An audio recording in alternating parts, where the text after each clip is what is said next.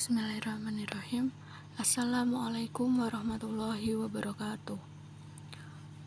Alhamdulillahirabbil alamin. Wassalatu wassalamu ala asrofil anbiya'i wal mursalin wa ala alihi wa ashabihi ajmain, amma ba'du. Pertama-tama marilah kita panjatkan puja dan puji syukur kita terhadap Allah Subhanahu wa taala karena kita masih diberikan kenikmatan dan kesempatan sehingga dapat bertemu dalam pembelajaran daring pada hari ini. Tak lupa sholawat dan salam kami curahkan kepada junjungan kita Nabi Agung Nabi Muhammad SAW yang kita tunggu syafaatnya sampai akhir zaman. Yang saya hormati Bapak Dr. Muhammad Nasiruddin MA.MAG selaku dosen pengampu mata kuliah Ushul Fiqih kelas 3I Prodi Hukum Ekonomi Syariah Fakultas Syariah UIN Raden Mas Said Surakarta. Perkenalkan, saya Amrilia Aladawiyah dengan NIM 202111331 kelas 3I Prodi Hukum Ekonomi Syariah Fakultas Syariah UIN Raden Mas Said Surakarta. Dalam video ini saya akan menjelaskan dan memaparkan materi tentang ta'arud al-adilah. Tujuan saya membuat video ini yaitu guna untuk memenuhi tugas mata kuliah Ushul Fiqih. Selanjutnya, pemaparan materi yang akan saya sampaikan. Pengertian ta'arud al-adilah. Menurut Abdul Wahab Khalaf, secara bahasa ta'arud berarti bertentangannya sesuatu dengan sesuatu yang lain. Sedangkan beliau menjelaskan pengertian secara istilah ta'arud ialah bertentangannya suatu hukum dengan hukum yang lain yang menghendaki sebuah ketetapan yang sama pada satu waktu. Dari beberapa pengertian di atas, ta'arud al-adilah bisa diilustrasikan dengan adanya dua buah dalil hukum. Di samping itu, kedua dalil ini menghendaki sebuah hukum yang bertentangan antara satu dengan yang lainnya pada satu waktu yang sama. Untuk lebih mudahnya, ta'arud memiliki 5 ketentuan, antara lain sebagai berikut. A. Adanya dua dalil. B. Keduanya memiliki martabat yang sama. C. Keduanya berbeda. D. Berkenaan dengan masalah yang sama. E. Menghendaki hukum yang sama dalam satu waktu. Selain itu, ada pun macam-macam ta'arud. Yang pertama, ta'arud antara Al-Quran dengan Al-Quran. Kedua, ta'arud antara sunnah dengan sunnah. Ketiga, ta'arud antara sunnah dengan hias. Keempat, ta'arud antara hias dengan hias. Tempat-tempat yang diduga terjadi ta'arud. Sekelompok ulama ahli usul fikih memandang bahwa ta'arud tidak bisa terjadi di antara dua dalil yang sama-sama qot'i. Karena jika terjadi pertentangan di antara dua dalil yang sama-sama qot'i, maka akan menimbulkan berkumpulnya dua hal yang saling berlawanan dan menetapnya dua hal yang saling bertolak belakang pada satu orang mukallaf. Perlu diketahui bahwa dua dalil yang sama-sama qot'i itu bersifat yakin dan nyata. Sebab tidak logis manakala dilakukan tarjih antara hal yang sudah maklum dengan hal yang sudah maklum lainnya. Az-Zuhaili memberi penjelasan yang lebih mendetail bahwa pembahasan tempat yang diduga terjadi ta'arud pada dalil-dalil yang zani saja adalah tindakan sewenang-wenang.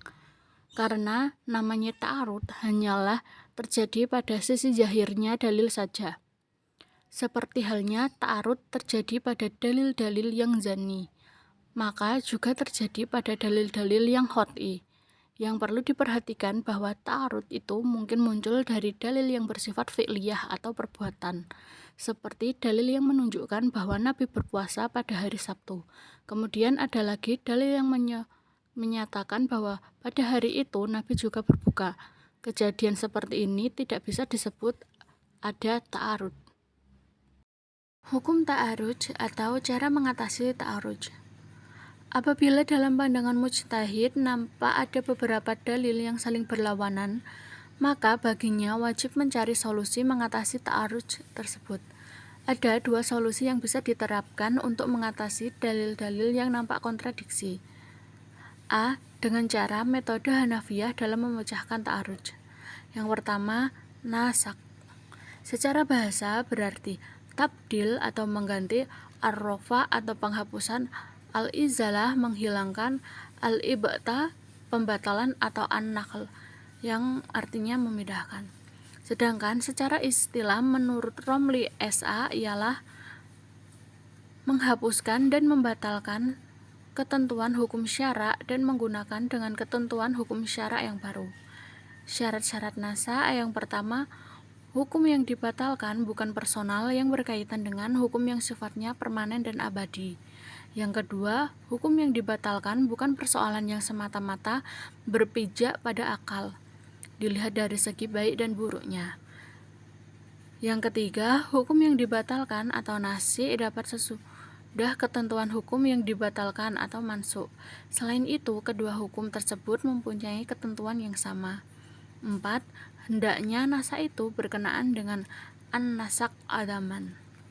Contoh nasa terdapat dalam Quran surah An-Nisa ayat 15 yang berbunyi, Ya ayyuhan nasu taqu rabbakumul ladzi khalaqakum min nafsin wahidatin wa khalaqa minha zawjaha wa bassa minhuma rijalan katsiran wan nisaa wattaqullaha alladzi tasaaluna bihi wal arham innallaha kana 'alaikum raqiba.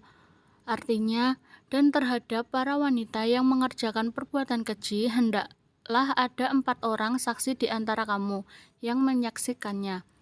Kemudian apabila mereka telah memberi persaksian, maka kurunglah mereka wanita-wanita itu dalam rumah sampai mereka menemui ajalnya atau sampai Allah memberi jalan lain kepadanya.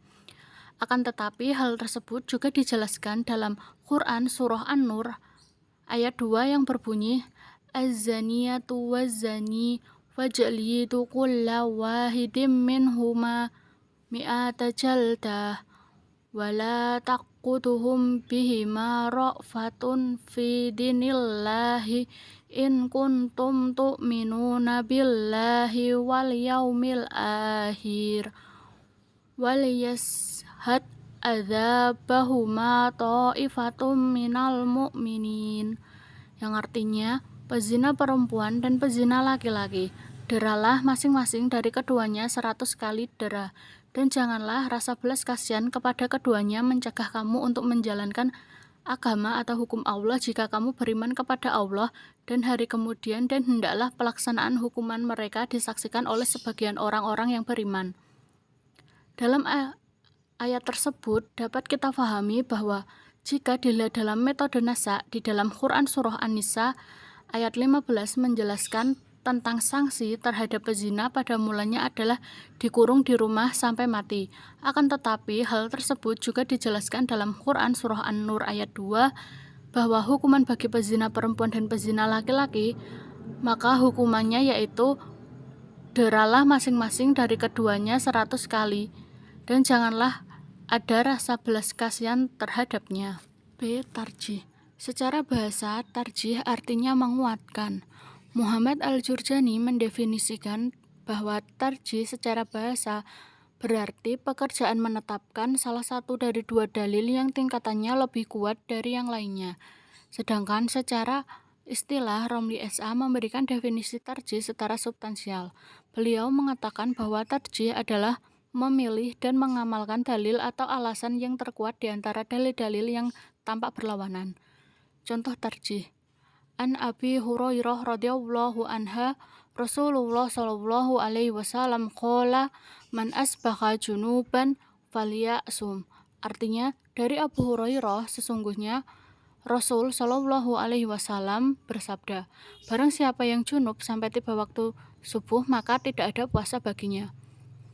Sementara itu, Aisyah meriwayatkan hadis yang artinya Rasulullah Shallallahu Alaihi Wasallam memasuki waktu subuh dalam keadaan junub karena jima, bukan karena mimpi. Kemudian beliau tidak buka dan tidak pula mengqadha atau mengganti puasanya.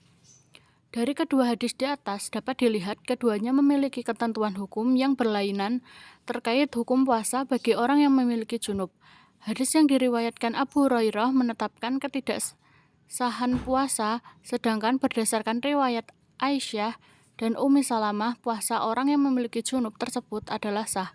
Hadis yang diriwayatkan Aisyah dan Ummi Salamah menurut ijma ulama adalah bersifat rajah atau kuat, sedangkan yang diriwayatkan oleh Abu Hurairah bersifat marjuh atau yang dilemahkan. Alasannya adalah sebab Aisyah dan Ummi Salamah lebih mengetahui keadaan Rasulullah Shallallahu Alaihi Wasallam dibandingkan Abu Hurairah. Al-jam'u wa at-taufiq. Apabila kesulitan untuk dilakukan pentarjihan, maka seorang mujtahid beralih ke metode berikutnya, yaitu metode kompromi di antara dua dalil. Sebab mengamalkan dua dalil yang berbenturan itu lebih baik daripada meninggalkan keduanya. Contohnya yaitu fi masaqati asamu wal uyun au kana wasariya al usru fa fi ma sukiya bil nas'i nisfu al rawaul Bukhari. Artinya, Nabi Shallallahu Alaihi Wasallam beliau bersabda, hasil pertanian yang diairi dengan air hujan, dengan mata air atau genangan air alami lainnya, yakatnya 10% dan yang diairi dengan menggunakan bantuan unta, yakatnya 5%. Hadis riwayat Bukhari. Yang kedua, contohnya walaisa fima duna khamsi au khusi sodaqoti. Artinya, tidak ada yakat tanaman di bawah 5 fasak. Pada dua hadis ini sama-sama membicarakan masalah yakat hasil pertanian, dan kedua-duanya sahih. Oleh karena itu, sama-sama menjadi hujjah. Akan tetapi, dari kedua hadis tersebut menimbulkan kesimpulan yang bertentangan, yaitu apabila masing-masing hadis itu dipahami sendiri-sendiri secara terpisah dengan hanya memperhatikan makna lahiriah saja. Pada hadis pertama dinyatakan tentang kewajiban beryakat terhadap semua hasil pertanian secara umum, baik hasilnya banyak atau sedikit tanpa ada perbedaan atau batasan tertentu. Hal ini tampak bertentangan dengan hadis kedua yang menegaskan bahwa hasil pertanian yang wajib diyakati adalah hasil pertanian yang mencapai ukuran 5 fasa atau lebih. D. Tasakhut al-dalilain. Tasakhut al-dalilain adalah langkah terakhir mujtahid yang berarti menggugurkan kedua dalil yang bertentangan dan mencari yang lebih rendah. Hal ini ditempuh apabila tidak bisa menggunakan ketiga cara di atas. Contoh dari tasakhut al-dalilain yaitu dalam hadis anna Rasulullah Shallallahu Alaihi Wasallam sholatal khusuf kama tusalluna ro'atan wasajdatain. Artinya bahwa Nabi Shallallahu Alaihi Wasallam melakukan sholat khusuf sebagaimana kamu melakukan sholat sunat biasa, yaitu 1 rakaat dengan 2 kali sujud. Hadis riwayat Abu Daud dan Nasai. Dalam hadis lain dicontohkan Nabi Shallallahu Alaihi Wasallam melalui sunnah fi'liyah tentang cara sholat khusuf sebagai berikut. Anna Rasulullah sholata ro'ataini bi arba'ati ruku'atin wa arba'a sajadatain. Artinya bahwa Rasulullah Shallallahu Alaihi Wasallam melakukan sholat khusuf 2 rakaat dengan 4 kali ruku dan 4 kali sujud. Hadis riwayat Imam yang 6. Hadis pertama tentang khusuf ini menjelaskan tata cara sholat tersebut dengan 1 kali ruku dan 1 kali berdiri untuk setiap rakaat seperti sholat biasa. Sementara hadis kedua menjelaskan bahwa sholat khusuf dilakukan dengan 2 kali ruku dan 2 kali berdiri untuk setiap rakaatnya. Dalam kasus ini tidak ada merajih atau menguatkan salah satu dari kedua hadis ini. Kalangan Hanafiyah tidak menggunakan kedua hadis ini, tetapi menggunakan qiyas untuk menetapkan tata cara sholat khusuf. Mereka menghiaskan pelaksanaan sholat kusuf kepada sholat-sholat lainnya. Apabila dalil yang bertentangan itu bukan nas seperti hias dengan hias, maka harus melakukan tarjih dengan salah satu dari tingkatan hias. Misalnya melakukan tarjih dengan menguatkan ilat yang mansusah atau terdapat dalam nas. Dari ilat yang diistinbatkan dengan cara memperhatikan kesamaan dengan ilat yang terdapat pada nas. B. Metode Syafi'iyah dalam mengurai ta'arud.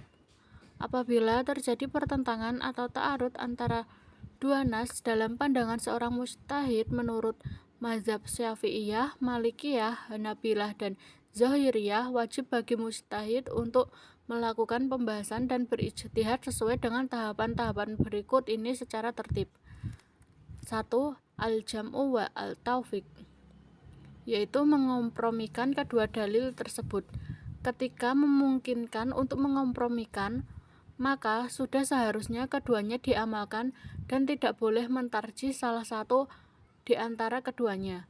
Argumentasi mereka adalah bahwa mengamalkan dua dalil yang bertentangan lebih utama daripada mendisfungsikan salah satu dalil secara keseluruhan. 2. Tarjih. Apabila tidak bisa menggunakan metode al-jamu wa at-taufiq, seorang mujtahid beranjak pada tahapan selanjutnya, yaitu tarjih, yakni menguatkan salah satu dalil. 3. Nasa. Ketika cara tarjih tidak dapat memberikan jawaban atas ta'arud baina al-adilah, maka melangkah kepada nasa, yakni membatalkan hukum yang terkandung dalam dalil yang mendahului dan mengamalkan hukum pada dalil yang turun kemudian. 4. Tasahud al-dalilain. Langkah terakhir yang ditempuh apabila seorang mujtahid merasa kesulitan menyelesaikan pertentangan antar dalil ialah tasahud al-dalilain, yakni meninggalkan dalil-dalil yang bertentangan dan beralih pada dalil yang lebih rendah derajatnya. Jadi, dapat kita simpulkan bahwa perbedaan antara metode Hanafiyah dan metode Syafi'iyah terdapat pada urutan dalam memecahkan ta'arud. Metode Hanafiyah memulainya dengan urutan nasa, tarjih, al-jam'u wal at-taufiq, dan yang terakhir tasahud al-dalilain. Sedangkan metode Syafi'iyah diawali dengan al-jam'u wal at-taufiq, tarjih, nasa, dan yang terakhir tasahud al-dalilain. Perbedaan pendapat beberapa ulama tentang ta'arud al-adilah. Para ulama berbeda pendapat mengenai masalah perbenturan antara dua dalil yang qat'i, yaitu pendapat terbanyak di kalangan ulama menyatakan bahwa antara dua dalil yang qat'i tidak mungkin terjadi pertentangan. Alasannya karena setiap dalil yang qat'i mengharuskan adanya hukum. Bila dua dalil qat'i berbenturan, berarti kedua dalil tersebut menghendaki dua buah hukum yang saling bertentangan. Hal ini tidak mungkin terjadi. B. Ada ulama yang memungkinkan bertemunya dua dalil qat'i yang saling berbenturan. Masing-masing dalil tersebut dipegang oleh ulama yang memandangnya sebagai dalil qat'i. Selain itu, perbedaan pendapat pun terjadi mengenai masalah pembenturan dua dalil yang bersifat zanni, yaitu sebagian ulama menolak terjadinya pertentangan antara dua dalil yang zanni, sebagaimana tidak bolehnya perbenturan dua dalil yang qat'i. B. Golongan lain membolehkan terjadi pertentangan dua dalil yang zanni karena tidak ada halangan bagi pertentangan tersebut selama terbatas pada dalil yang bukan qat'i. Namun, kedua golongan yang berbeda pendapat ini sepakat bahwa pertentangan antara dalil tersebut hanya sebatas dalam pemikiran para mujtahid saja. Adapun dalil-dalil itu sendiri tidak ada perbenturan. Solusi atas pembenturan dalil hukum. Solusi yang dikemukakan oleh Ali Hasbullah. 1. Jika dua dalil yang bertentangan qat'i tidak mungkin ditarjih, carilah mana yang lebih dahulu melalui ashabul furudnya. 2. Dalil yang terakhir dinasa oleh dalil yang lebih dahulu. Kalau bisa, maka dilakukan jamak atau kompromi di antara dua dalil tersebut. Jika masih tidak bisa, maka tinggalkan kedua dalil tersebut. B. Solusi yang dikemukakan oleh Abdul Wahab Khalaf. 1. Mengkompromikan dalil yang bertentangan dengan jalan ditakwil. 2. Menggunakan cara tarjih dengan mencari dalil yang lebih utama. 3. Bisa dilakukan dengan cara nasak. 4. Dalil yang kontradiksi tersebut harus ditangguhkan. Abu Ya'ra menyatakan bahwa perbenturan antara qiyas disebabkan karena perbedaan pandangan tentang illah. Sedangkan Abu Hanifah menawarkan solusi melalui konsep istihsan. Adapun Imam Malik menggunakan maslahah, sementara Imam Asy-Syafi'i memilih cara tarjih dalam menyelesaikan perbenturan antara dua dalil hukum. Profesor Dr. Haji Amir Syarifuddin bertolak pada sebuah prinsip yang dipegang ulama usul fikih. Prinsip tersebut termaktub dalam kaidah sebagai berikut. Al-akmalu bid-dalilani aula min ilqa'i ahaduhuma. Artinya mengamalkan dua dalil yang berbenturan lebih baik daripada menyingkirkan satu di antaranya.